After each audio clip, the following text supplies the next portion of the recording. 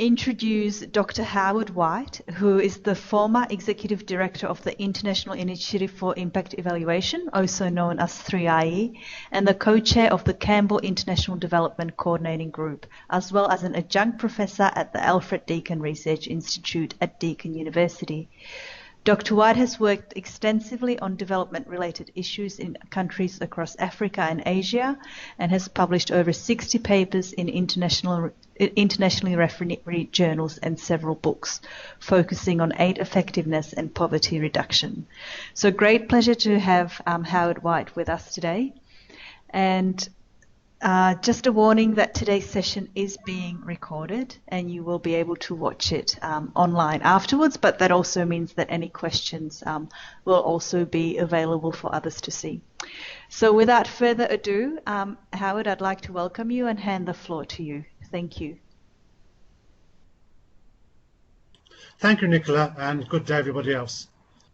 I'm going to run the camera for the first couple of minutes of the presentation so you can get to see me. I hope it's running now. I'm not seeing it, but hopefully it's running. And then I'll turn that off, but it does interrupt with the speed if people have got slow connections. So today's talk is about randomized controlled trials. The essence of randomized controlled trials, or RCTs, is that the intervention itself is random. So we have a random assignment of what we call the treatment. The intervention itself, the project or the program, is randomly assigned. Now, sorry, I've gone too far. I'm trying to stop the video. I have other things going on at the same time. Okay, never mind. Okay, this is not the same as random sampling of the project area. So can you just give me 1 minute? I just need to sort this video thing out. Sorted. So to go back, random assignment is random assignment of the intervention. So that's not the same as taking a random sample of the project areas and non-project areas. That's simple random sampling will not take care of the problem of selection bias. Selection bias is the problem that the people or households or villages taking part in the program are not the same on average as other households or villages and so on, and they may have special characteristics correlated with outcomes of interest, and that causes selection bias. So simply taking a random sample of those who are in the program compared to a random sample of those who are not in the program will not take care of selection bias.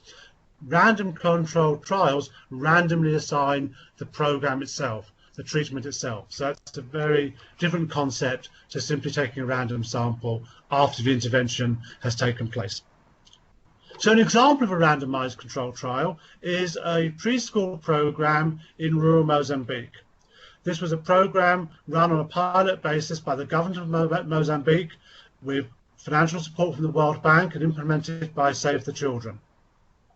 For this program, 70 rural communities were identified as being eligible for the program, and of those, roughly half were chosen at random to receive the preschool intervention.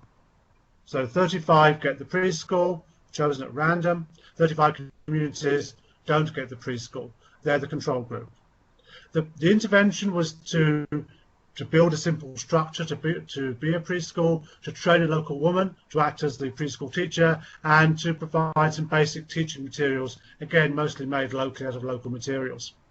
The impact evaluation, conducted a couple of years after the program had been implemented, found, as is common with preschool programs across the world, substantial and statistically significant cognitive and social development gains for the children in villages where there was a preschool, and children living in villages with preschools were more likely to go on to attend primary school, 27% more likely, than children living in villages without the preschool.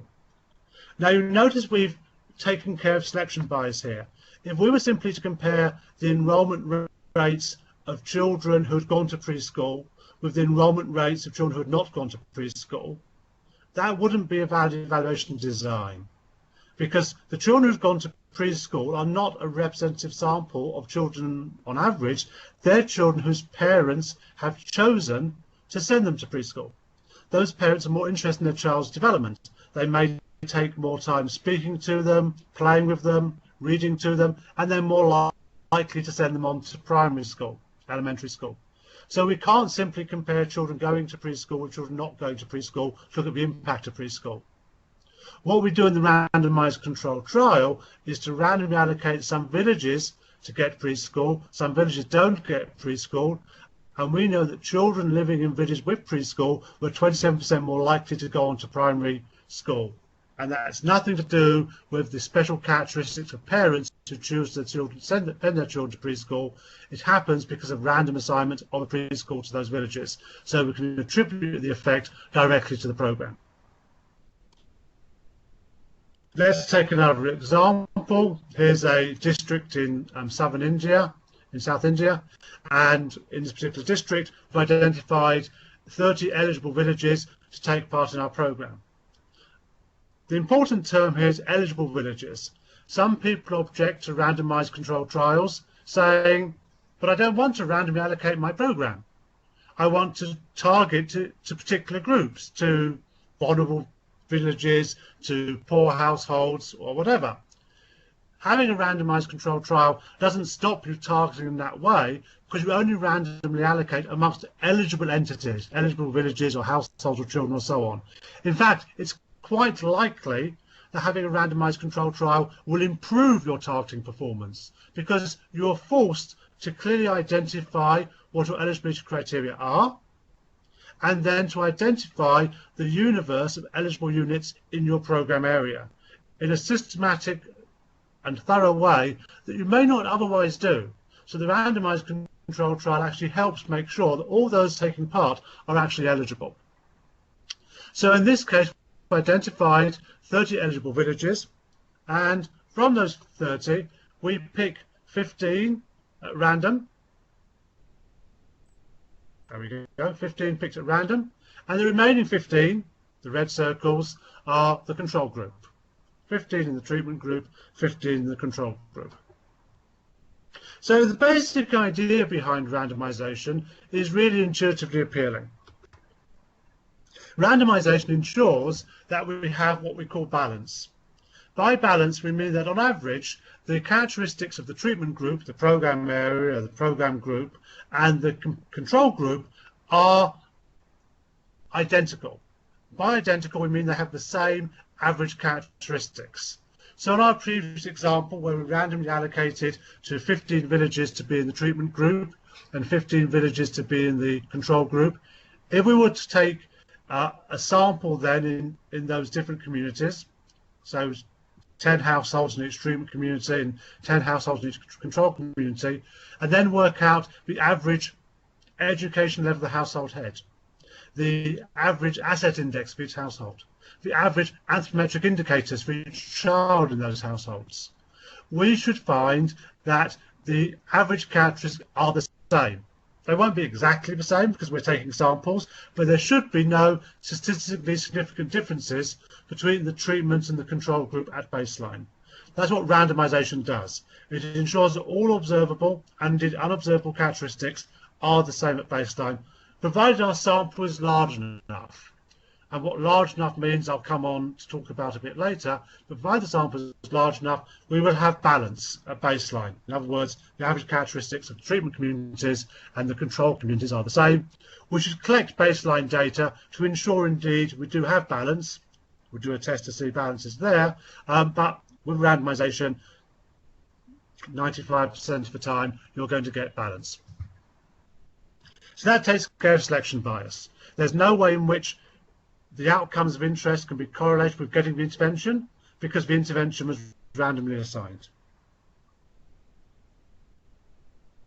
This intuition is quite easy to explain, and so it does become obvious that because the communities or villages or households were the same at baseline, any difference we see at end line must be because of the outcome. These two groups are exactly the same before we go into the program. We've ensured that through randomization. So any difference we see in outcome at the end line is because of the intervention. Because that's the case, we can simply calculate impact as being the ex post single difference. We simply calculate the difference in the outcomes of interest in treatment and control communities at endline, and that can be attributed to the program. They're identical at baseline. Because we're taking samples, and so there have been some discrepancy because of sampling error in the baseline values of the outcomes, it's better to use a double difference estimate. So the change in the outcomes over time in treatment and control areas removes that sampling error to some extent. So double difference estimates would be stronger, but ex post single difference is also okay in a randomized control trial. This is a very intuitive design. It's easy to explain to policymakers. We're just looking at the difference in outcomes of treatment and control group. We know that they were the same form of intervention. So it's much easier to explain to policymakers than non-experimental designs, which are based on regression models and so harder to present. Clearly, because in an RCT, we're randomly assigning the program to different areas to be the treatment areas, and different areas or groups or people to be the control group, we have to do this ex ante. The evaluation design is an integral part of program design because the evaluation design tells you where the program will take place. It's very important that this evaluation design is done in a participatory manner, involving all key stakeholders. So if UNICEF is carrying out a program with the Ministry of Health in a particular country, then the Ministry of Health has to agree to having a randomized control trial. And that doesn't just mean the minister or the PS, it means the officials responsible for the program. And it doesn't just mean the officials responsible for the program sitting in Lusaka or Delhi or wherever. It means also the officials for the program out in the field. And it means the NGOs who are involved in implementing the program out in the field. If that's not the case, then the integrity of the design may well not be preserved. And indeed, for ethical reasons, the communities themselves involved in RCT should be informed that this is a randomized controlled trial. And I'll come back onto these ethical issues later on in this talk. So the evaluation design is a participatory process. There's no conflict between doing a quantitative RCT and having participatory and qualitative components in your design. Indeed, they should necessarily be there. So also the random assignment needs to be done before the baseline survey. People often say, well, let's use the baseline survey to help design our impact evaluation. That can't be done with an RCT because in the baseline survey, you need to be collecting baseline data from both the project areas, the treatment groups, and the control areas. The control areas are identified by the random assignment. Of course, you do need data to do the random assignment. These data you need for random assignment to identify the list of eligible households may be available from administrative sources or existing project sources. Maybe you do need to do a survey to identify the eligible areas. But that won't be the impact evaluation baseline survey, which will be a larger, more comprehensive survey with more modules carried out in the program and non-program areas.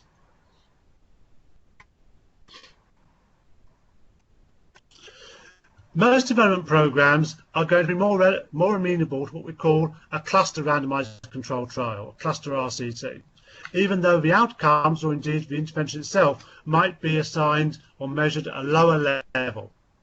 And we're going to see many examples of this in the coming slides. But for a common example would be where the cluster is the school, but the outcomes are measured for individual students.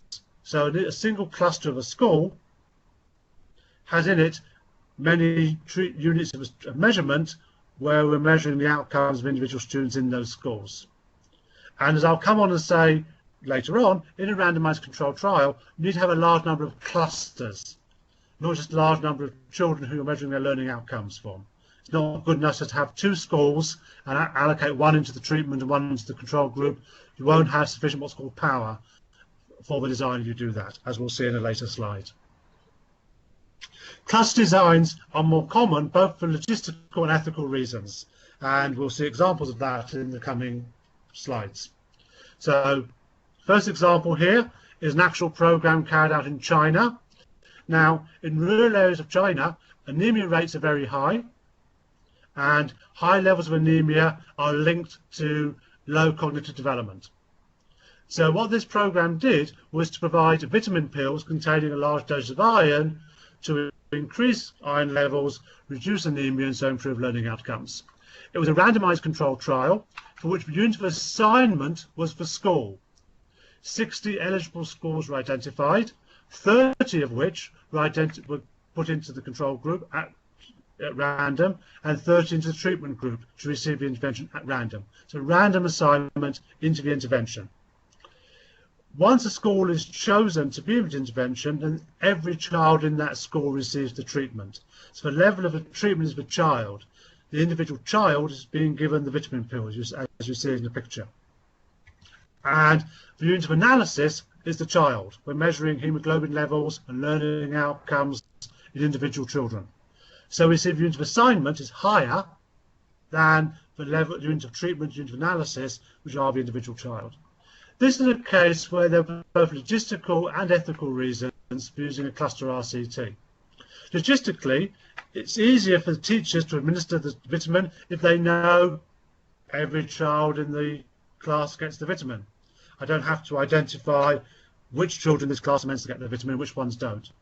And you then, from just considering that, consider the ethical implications. If you're going through and giving it to one child and not to the other, that seems ethically more difficult than saying, okay, these schools get the program, these schools won't for now.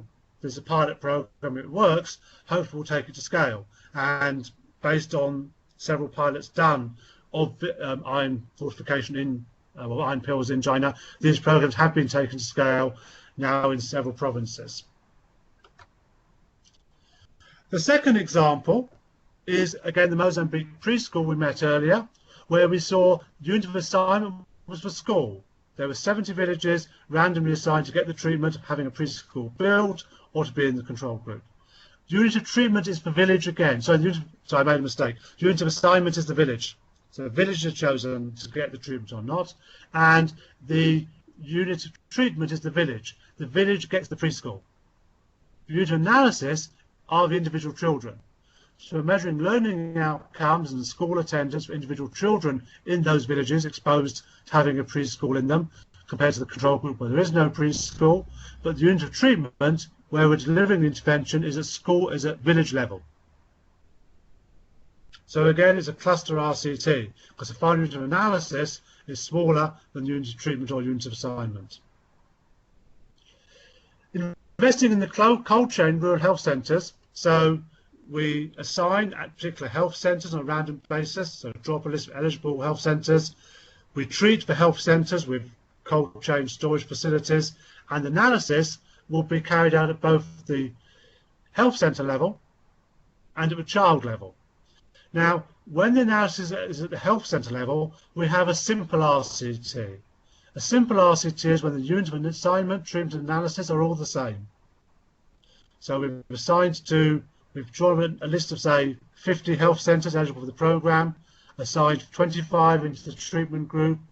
We've gone out and treated 25 health centres, and we've analysed the storage facilities and vaccine storage in those health centres. That's a simple RCT.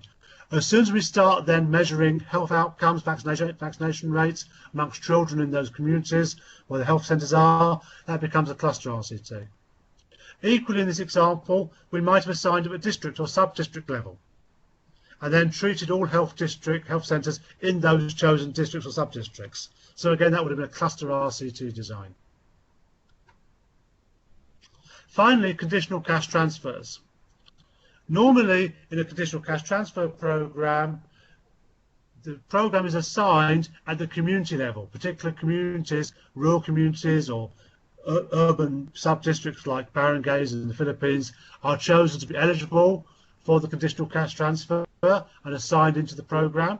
Once you've chosen a community, only eligible households can take part in the program. The fact you're assigned to the community doesn't mean the whole community gets to take part. You can still target the program to eligible households in that community. But the unit of treatment is the household. The unit of analysis can be the household, looking at household expenditure, but it's also the individual child and their education, and for health it can be both the mother and the child. Mother attending antenatal care and the child vaccination coverage, for example, which would be conditions in a conditional cash transfer. So all of these examples given here are cluster RCTs, with the exception of the health centres when we're measuring outcomes at the level of the health centre itself, in which case it's simple RCT. Simple RCTs, as I've said already, are when units of assignment, treatment, analysis are all the same. That's usually at the individual household level, but it could be the firm, the school, or as we've just seen, the health centre. So here is the example we gave, that the health centre is a simple RCT. Simple RCTs are more common with simpler interventions like, say, a voucher, if you distribute school vouchers to households, or vouchers for vaccination programs, things like this, then they can be randomised at household or child level. So that can be a simple RCT. Most of the things that UNICEF are doing are likely to be done at least at facility level, but even more likely to be done at sub-district or district level, so they become cluster RCTs. In the cluster RCT, the unit of assignment is higher than unit of treatment or analysis, and the example we've already seen a couple of times now in the vitamin pills in China.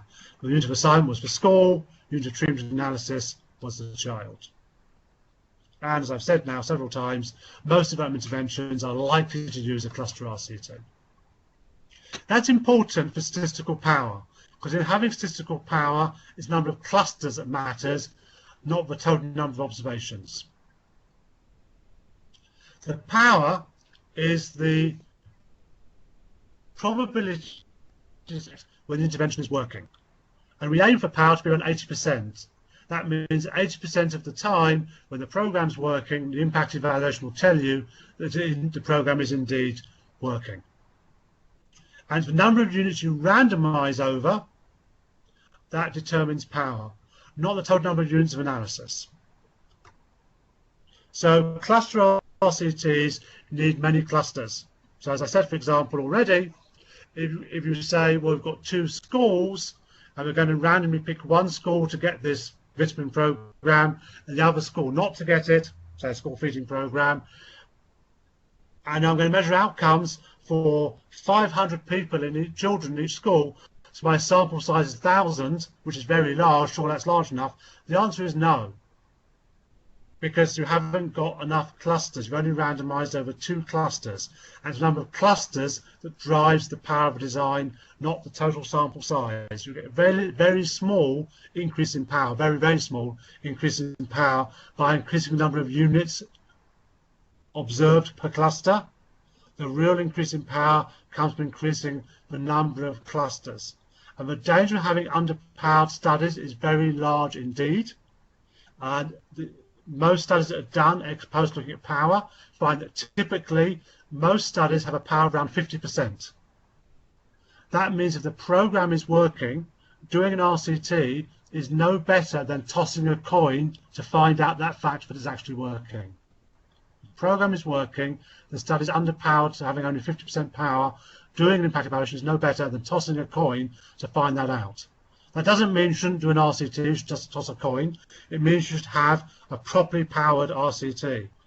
So taking into account the need for power is very important. You do that by conducting power calculations, which you won't do, the researchers will do, but they need to be done and checked by someone else. And the main reason why power calculations go wrong is having too large a minimum detectable effect size. The minimum detectable effect size is the smallest impact you want to detect with the program. It sounds very technical, but it's very, very important.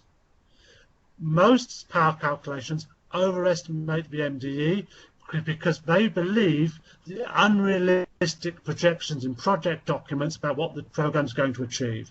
To take a common example, microfinance, it's claimed that microfinance projects will increase the profitability of the enterprise taking part by 100%. It's not true. There aren't programs that can double microfinance profits. If they only increase profits by 20%, which is still a substantial increase, but you've done a power calculation assuming it's going to be 100%, you will not be able, or be very unlikely to be able, to pick up an increase in profits of only 20%. So it's very important you pick the minimum technical effect size, the MDE, correctly and conservatively rather than optimistically. Otherwise, your study will be underpowered. It won't find impact even if there is one. Very important.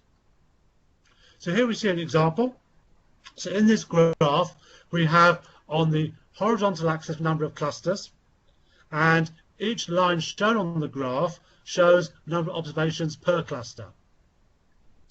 And then finally, the vertical axis shows the MDE, this minimum detectable effect size. It doesn't matter about the units for now.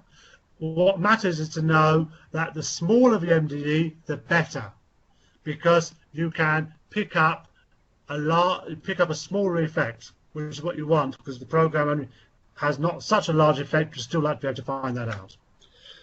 So let's look at 2 points. The first one has 10 clusters. So it has 10 clusters, and it has the red line, 10 observations per cluster. So 100 observations. The second point on the blue line here has 20 clusters and only 5 observations per cluster. So both points have 100 observations. Does that mean they have equal power? No, it doesn't. You have lower power, meaning a larger MDE, when you have 10 observations in 10 clusters than when you have 5 observations in 20 clusters. The second dot to the right on the blue line has a lower MDE. It can pick up an MDE of around just over 700, whereas the other one can pick up an MDE of just over 800, because despite having a number of observations, the second one has more clusters. Number of clusters that drives power. So when you're doing your RCT design or any impact evaluation design, you have to do power calculations. You have to bear in mind how many clusters are we going to collect data over, because that's what determines the power of a design. So when can we do a randomized controlled trial? We can do a randomized controlled trial when there's oversubscription, when more people or more households, more villages are eligible for the program than we have resources for. And we can generate oversubscription through a raised threshold design, which I'll illustrate shortly. When a program has been rolled out over time, we can use a pipeline design to randomize the order in which communities or households receive the program. And when a program is universally available, but not universally adopted, which is very common, then we can use what's called an encouragement design. So there are many different RCT designs, pipeline, raised threshold, factorial, and so on, and which one you pick depends upon your program and your evaluation questions. So let's take a look at these different designs. The pipeline design can be used when the intervention will be rolled out over time. And we randomly assign the units to the year of treatment. Those that are treated last act as the control group. So we've got, for example, well, let's take an example, the Progressive program in Mexico, now called later renamed Oportunidades. The conditional cash transfer, which is probably the best known conditional cash transfer and best known impact evaluation in the development world, was a randomized control trial. When they started the program in 1996, they decided to do a rigorous impact evaluation of the program to see if it worked, which it did, so it's gone to scale nationally and been copied internationally. There were roughly 700 rural communities chosen to get the program in the first 3 years, and they were randomly allocated to year 1, year 2, and year 3 on a random basis. So those communities to get the program in year 3 acted as a control group for those communities getting the program in year 1. And I don't have the slides in this presentation, but the analysis showed a pretty quick response in terms of enrollment rates, particularly the secondary level, and healthcare usage rates to the conditional cash transfer in those first 2 years. So here's an example of a pipeline design in a particular province, we might have a number of districts, and we've actually chosen which districts we're going to work in for this particular program, and then we identify 60 eligible villages in those districts, and we pick at random the blue triangles to get treated to get the program in the first year, and the remaining 30 get the red squares, get the treatment in year 3 as act as a control group for those first 2 years. A raised threshold design creates a control group by generating oversubscription for the program amongst eligible units. Let's take an example that was used in a vocational education program in Colombia. Now, there are around 150 vocational training centres around the country, offer various programs, and typically for each program they offer, they get around 100 applications. And what they normally do is simply pick around 25 of those. They look through the 100 applications, pick the 25 most promising, and admit those. So what the researchers said was, don't identify the top 25, identify the top 30. And of those 30, we'll pick 25 at random to come into the program, and the other 5, they can be the control group.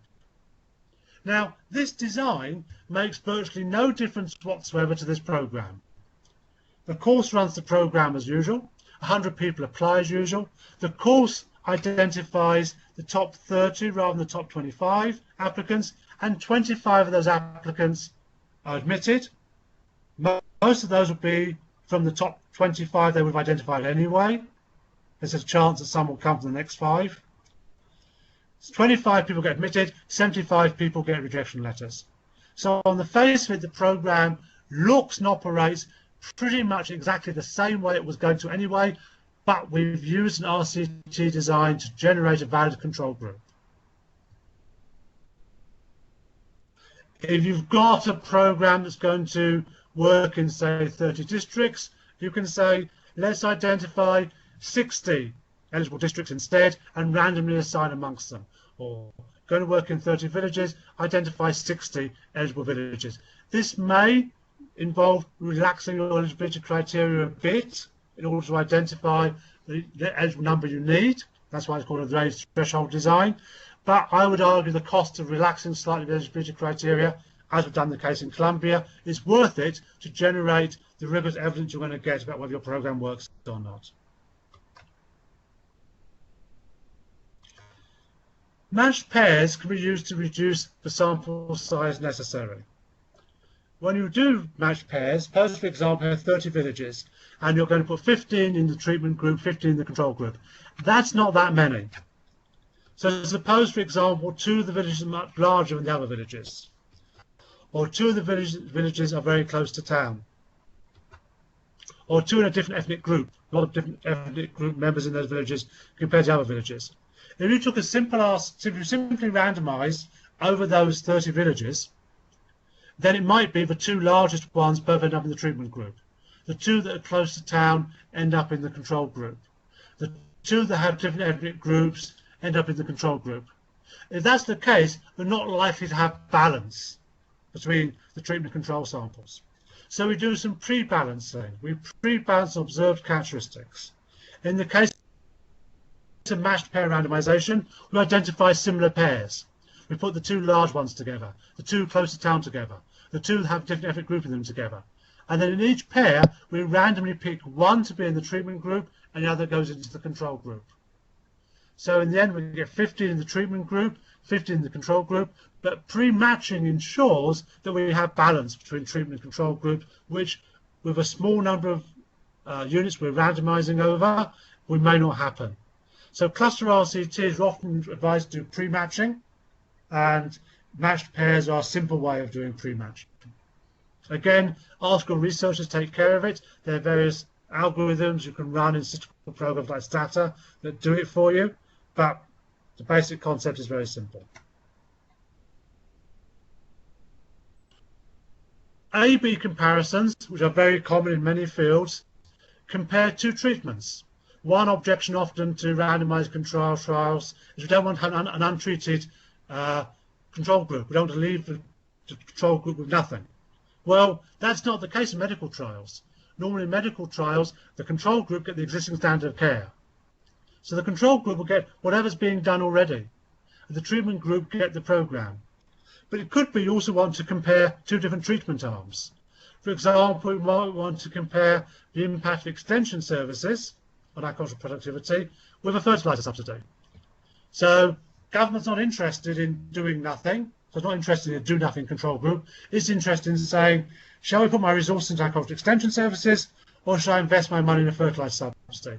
Which of those would be better at increasing agricultural productivity and improving rural incomes? So an A-B comparison can tell you that. You could, of course, have more treatment arms, do more comparisons, but then the more comparisons you have, the more treatment arms you have, the larger the sample required. One example of multiple treatment arms is what we call a factorial design. Have a treatment arm A, which has extension services, treatment arm B, which has the fertiliser. We have also the control group I'll come to, but the factorial design is a third treatment arm. The third treatment arm has both A and B. So, for example, you could give a community poisonous use water treatment, you give another community hygiene education, and give a third community both poisonous use water treatment and hygiene education. See, there's complementarity between those two interventions. And again, you can always have an untreated control group. Oops, I didn't mean to go to the next slide, so I go back. So these are very powerful slides, powerful designs. These designs can allow you to test for complementarity between interventions. Many projects have many components, which makes them complicated and sometimes difficult to implement. Difficult to keep track of all those components, some get sort of left out. So we need to test whether all these components are really necessary. Is there really synergy, complementarity between the different components in the way we believe there is? Will households not really use the clean water if they haven't had hygiene education? We need to test that. And only if it's true should we go on having complicated projects with many different components. And finally, encouragement designs can be used when you have an intervention that's universally available, but is not universally adopted. For example, in the Philippines, newborn screening is mandatory. All children, all newborns should receive newborn screening. Actually, about 60% do, because not all health centres are adopting it. So this would be an example where you could use an encouragement design. And in the case of an encouragement design, you don't randomly assign the treatment. The treatment newborn screening is already meant to be out there, and there are guidelines on what's meant to be done, how to do it, and so on. So what you do is assign encouragement to get health centres to adopt the intervention. So you're randomly assigning an encouragement. And that random assignment of encouragement can be used for any intervention that's universally available but not universally adopted. And the random assignment of encouragement tells you actually if this is a good encouragement to get people to take up the intervention, but it also allows you to work out the impact of the intervention itself. How does it do that? Let's go back to the case of a fertiliser subsidy. Fertiliser subsidy is available, and before the intervention, before the encouragement design, we've assigned rural households into two groups, treatment and control group. Now, a quarter of households take up the fertiliser subsidy already, and that quarter of households are equally distributed between the treatment and control groups, because we randomly assign treatment and control group. The treatment group then get an encouragement to take up the agricultural subsidy, which can be more information about it, it can be information about its benefits, it could be some reduction in transaction costs, help with the paperwork, simply higher promotion in communities which get the encouragement, something like that. And that encouragement causes higher take-up rates in the treatment group than the control group. Now, because of the encouragement, an additional 50% of the treatment group take up the fertiliser subsidy. After the encouragement, we see that income in the treatment group, the blue line at the top of the slide, income in the treatment group is now 240 on average, compared to 200 in the control group. Before the intervention, both treatment and control group had average income of 200. So where's this increase in income come about? It's not come about because of the already adopted, 25% already adopted, because they already adopted it. Their income's going to have increased. It's not come about because of those who didn't adopt, the 25% of non-adopters in the treatment and their comparisons in the control group. It's come about because of these new adopters. And we compare the 50% of treatment group of new adopters with the 50% of still non-adopters in the control group, and that's 4 households in this very simple example. Of course, the number is much larger in an example. So the increase in income of 40 is attributed across 4 households. So the effect size is an increase of income of 10 per household because of agricultural fertilizer subsidy. So using encouragement allows us to extract the effect size of the intervention itself, even though the intervention is universally available and we didn't randomly allocate the intervention, we randomly allocated encouragement to take part in the intervention. So it's often said you can't do RCTs for universal programs. It is not true. The universal program is not universally adopted. You can do an RCT using an encouragement design. Some people still say, oh, RCTs are unethical. Well, as we've seen, many RCTs have little effect on how the program is designed and implemented. With a pipeline design, the program is going to be rolled out over time anyway. We simply randomise the order in which it's rolled out. With raised threshold, we saw there's hardly any impact on how the program is implemented. And with encouragement designs, there is no impact whatsoever on the design and implementation of the program. All that happens is you get more people to take up the program, which is presumably a good thing. So there's an untreated population anyway. We exploit that fact to get a randomized design. And the control group need not be untreated. You can control group with alternative treatment or standard care or something like that to avoid the objection that you shouldn't leave a control group untreated.